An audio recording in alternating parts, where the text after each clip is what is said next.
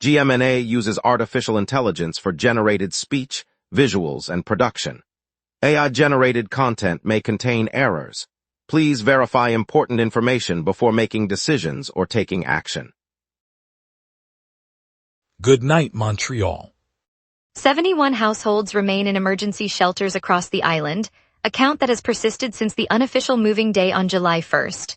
The surge follows the annual exodus when families relocate, leaving a sharp rise in temporary housing demand. Officials note that last year the city recorded 40 households in emergency accommodation, making the current figure nearly double. Social service agencies continue to coordinate placements, while municipal authorities monitor capacity at sites such as the Bell Center's overflow area and community centers in the Plateau and Verdun. The ongoing situation underscores the strain on shelter resources during this period, and city officials say they are reviewing additional options to address the backlog. No further displacement is expected beyond the typical moving day spike, but the need for interim housing remains acute. Advocates urge the province to allocate more funding for rapid response housing units. New projections from the Institut de la Statistique du Québec warn that the island could lose roughly 10% of its residents by 2051. The study, based on recent demographic trends, shows a steady decline in births and an outflow of households that outpaces immigration. Analysts say the slide will arrive while the region continues to wrestle with a severe housing shortage, as demand for homes keeps climbing. City planners fear the shrinking base could strain public services and tax revenue, even as vacancy rates remain low. Officials have not yet detailed policy responses, but the outlook underscores the urgency of addressing both population loss and the parallel surge in housing need. The forecast adds a new dimension to the ongoing debate over how to balance growth, affordability, and long-term sustainability on the island. Artists are unveiling a series of bold murals today beneath the Metropolitan Expressway in the St. Mitchell neighborhood, marking the first phase of a pilot to create a new cultural hub in northeast Montreal. The vibrant works stretch across the concrete walls that line the highway, turning an otherwise overlooked space into an open-air gallery. City officials say the project aims to define and develop a creative district that could eventually extend into the Quartier des Arts du Cirque, linking the emerging gallery with an established arts precinct. Organizers hope the visual transformation will attract residents and visitors, encouraging further investment in public art and community programming. The initiative is part of a broader municipal effort to repurpose underused infrastructure for cultural purposes, signaling a shift toward more inclusive, neighborhood-focused development. World number 1 Jannik Sinner and 24-time Grand Slam champion Novak Djokovic headlined the 96-player draw for this week's National Bank Open, the ATP 1000 event returning to the city after last year's wave of withdrawals. Both stars are set to open the tournament on the hard courts of the Bell Center, promising high-stakes matchups from day one. Sinner, fresh off a string of victories, will look to add a Masters title to his resume, while Djokovic aims to extend his record-breaking tally of major crowns. Organizers say the field features a mix of seasoned veterans and rising talent, all eager to compete for valuable points and prize money. Fans can expect intense rallies and world-class tennis as the competition unfolds over the coming days. The matches are staged at the Bell Center in downtown Montreal, drawing crowds from across the province. An Air Canada jet is slated to depart the runway during its landing tomorrow at Montreal Pierre Elliott Trudeau International Airport. The aircraft, operating Flight AC-774 on a scheduled Los Angeles to Montreal service, is expected to veer off the paved surface as it touches down. Airport officials have activated emergency protocols and are positioning fire and rescue crews near the impact zone. Passengers are being instructed to remain seated until the aircraft comes to a complete stop, after which cabin crew will begin an orderly evacuation.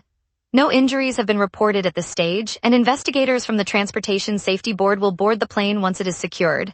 The airline has not yet issued a public statement, but a spokesperson is expected to address media inquiries later this afternoon. Later we'll hear how CF Montreal secured defender Luca Petrasso through 2029, and why fans should be excited. We will be right back. Watch the local sunset tonight at 6 p.m. for all your local Montreal news. Welcome back, everyone. I'm glad you stayed with us. Now Reid takes us through today's top local stories that matter to you. CF Montreal is set to announce today that defender Luca Petrasso has agreed to a new deal keeping him in the squad through the end of the 2028-29 season, with an option to stretch the contract into 2029-2030. The 26-year-old, who grew up in the city's youth system, has become a regular presence in the back line, contributing both stability and occasional forward runs. Club officials say the extension reflects their confidence in his development and a desire to maintain continuity as the team builds toward upcoming league and continental competitions. For fans, the news means another season or two of seeing Petrasso in the blue and black, a familiar face in local parks and schoolyard pickup games. The announcement will be made during a press conference this afternoon at the club's training complex. City streets have turned into a moving stage for a 4-foot-tall robot named Bambi, which has been spotted twirling and snapping selfies as it roams neighborhoods. Passers-by report the cheerful machine pausing at cafes, parks, and busy corners, striking poses that draw curious crowds. CBC Montreal's Daybreak sent a crew to catch up with the team behind the project, and the handlers explained that Bambi's choreography is programmed to respond to music and foot traffic, turning ordinary walks into spontaneous photo ops. The robot's playful presence has sparked a wave of social media posts, with locals sharing the unexpected encounters on their phones. While the technology showcases advanced mobility, the real charm lies in how a simple dance can brighten a commuter's routine, reminding everyone that a little surprise can pop up any time on the streets. Residents of Desormeaux are mobilizing around a proposed class action suit against the city of Montreal, alleging that municipal officials failed to take adequate steps to prevent the flash flood events that have battered the West Island suburb in recent weeks. The initial deluge on June 21 flooded main thoroughfares, prompting insurance companies to process a surge of claims. The flooding, described by homeowners as sudden and severe, left many basements submerged, damaged personal belongings, and required costly repairs. Plaintiffs argue that the city's drainage plans and infrastructure upgrades were insufficient, exposing households to repeated water damage. Community meetings held after the latest inundation have drawn dozens of affected families, all seeking collective compensation for repair costs and lost possessions. Legal experts note that a class action filing could pressure municipal authorities to reassess flood mitigation strategies, potentially influencing future budgeting for stormwater projects throughout the region. Quebec's population is projected to fall by roughly 50,000 residents by 2029, according to the province's statistical agency, before flattening in the following years. The agency's latest demographic forecast shows the decline driven by a slowdown in the arrival of temporary immigrants, which had previously offset natural population loss. The projection marks the first anticipated decrease in the province's headcount in recent decades. After the dip, the forecast predicts the population will hold steady through the early 2030s. Officials said the figures reflect current migration trends and the aging of the resident base. The report outlines 3 scenarios. The baseline scenario reflects current immigration policies, while the low and high scenarios adjust for possible changes in temporary work permits. Under the baseline, the population is expected to level off around 2029-2030, maintaining roughly 8.5 million residents. The agency will update its estimates annually as new data become available. Quebec retirees are increasingly swapping cold winters for tropical breezes, choosing Thailand as their new home to stretch dwindling pensions. Rising prices for housing, groceries, and energy in the province have squeezed senior budgets, prompting some to explore overseas options where daily expenses are markedly lower. In Thailand, a modest apartment, street-side meals, and public transport can cost a fraction of what they do back home, allowing retirees to maintain a lifestyle that would otherwise feel out of reach. Financial advisors note that the currency advantage also boosts savings, while local expat groups report a welcoming community for newcomers. Travel agencies in Quebec have noted a surge in bookings for long-term stays in Bangkok and Chiang Mai, reflecting the growing interest. For families watching their parents grapple with higher bills, the move illustrates how far some are willing to go to preserve comfort in their golden years. Now let's hand it over to the forecast team for tonight's weather outlook. Stay tuned. A southwest jet, at 125 kilometers per hour, is pushing drier air into Montreal tonight. On this date, Montreal once baked to a record high of 34.1 degrees Celsius in 2020, a spike that rode the tail of a lingering heat dome. The cold counterpart fell to a record low of 11.6 degrees Celsius in 2022, when an Arctic surge slipped unusually far south. By contrast, the climatological July normals hover around 24 degrees for the high and 15 for the low, so today sits comfortably between those extremes. The live radar shows a band of moderate rain lingering just east of the island, its core centered near the south shore. The echo is moving westward at roughly 15 kilometers per hour, guided by the southwest jet. At the moment, the rain is brushing the eastern suburbs and will sweep across downtown within the next 30 minutes, then exit to the west by around 1 hour after midnight, leaving clear skies. At 11 p.m., the city sits under a veil of light fog, temperature 20 degrees, humidity 94%, and a light northwest breeze of 4 kilometers per hour. Pressure is near average and nudging upward, signaling that drier, more stable air is on the way. Overhead, the southwest jet streams at 125 kilometers per hour, capping the lower troposphere and suppressing any convective development. That same jet is steering the lingering rain band eastward, so no further precipitation is expected after midnight. The UV index reads 3, though daylight is already gone. Winds will peak at 11 kilometers per hour from the southeast, feeling barely noticeable.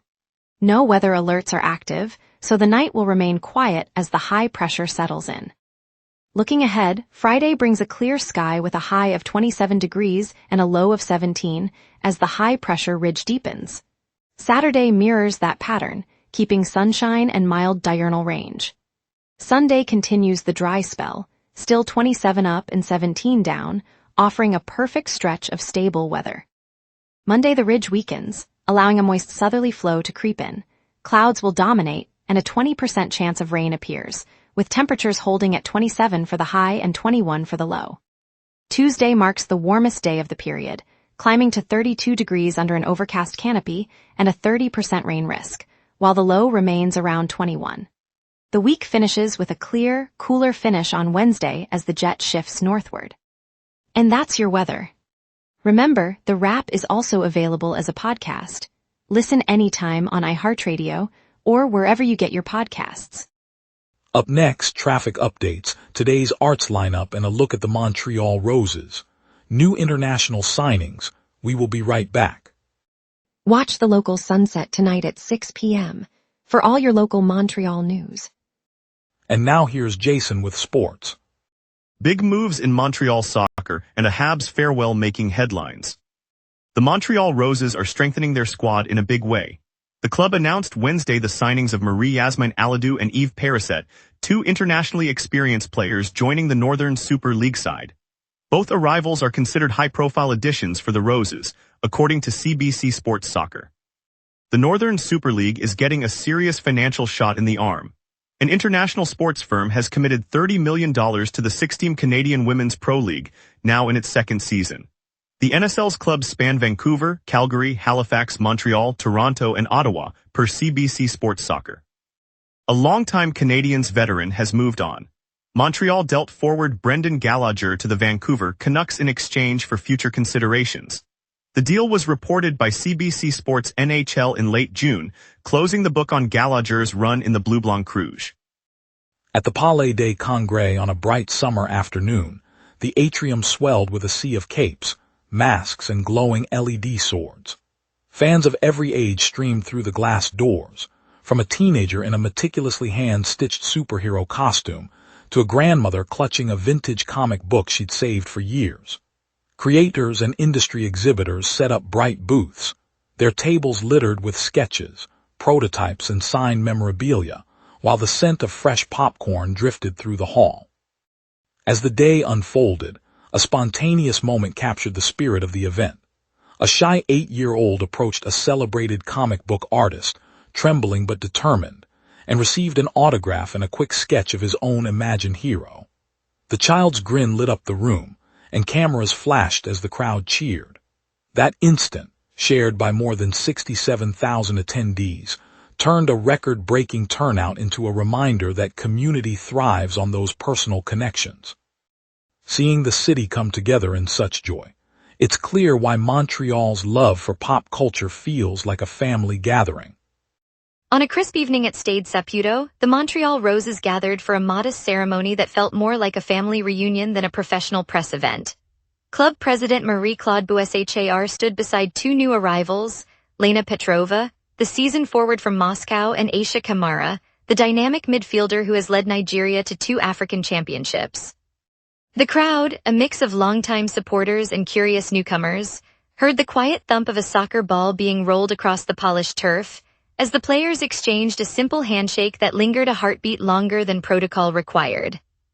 In the stands, a group of 7-year-old girls waved homemade scarves, their faces lit by the stadium's soft amber glow, and in that moment the significance of the signings became crystal clear. The Roses were not just adding talent, they were extending an invitation to a new generation of dreamers. When the anthem rose, Petrova's smile met Kamara's, and the roar that followed carried the promise of a season where the city's love for the game just grew a little brighter tonight. Thank you, Montreal, for tuning in. Tonight's glimpse of the 4-foot robot Bambi dancing and snapping selfies reminded us that innovation can be playful. I'm Peter Miller, and I look forward to bringing you more of the city's stories tomorrow. Stay curious, stay safe, and see you then.